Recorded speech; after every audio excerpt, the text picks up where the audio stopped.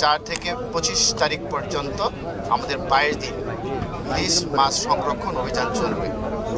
আমাদের এই সময়টায় ইলিশের প্রজননের সময় আমাদের মা ইলিশ এই নদীতে আসবে এবং তারা ডিম ছাড়বে। আপনারা সকলে জানেন একটা মা ইলিশ 15 থেকে 25 লক্ষ পর্যন্ত ডিম তারা ছাড়ে। এই মাছগুলো যদি আমরা সংরক্ষণ করতে পারি তাহলে আমাদের ইলিশের আর অভাব হবে না। আমরা ইলিশ আমাদের চাহিদা মিটিয়ে আমরা বিদেশে রপ্তানি করতে পারবো।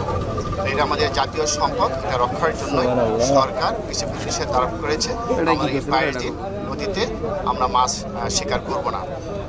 সরকারের পক্ষ থেকে এই মা ইলিশ রক্ষার জন্য জেলেরা যেন নদীতে না যায়, মাছ শিকার না করে, তার জন্য আমাদের বরিশাল জেলায় ৬৬,৫২৪ জন জেলেদের জন্য 25 কেজি হারে আমাদের ১৬৯৩ মেট্রিক টন চাল বরাদ্দ করেছে। এই চালগুলো ইতিমধ্যে আমরা বিতরণ শুরু করেছি।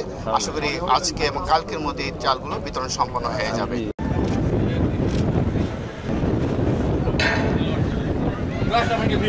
মাথা সরান, আমি বলবো আমি রইলি।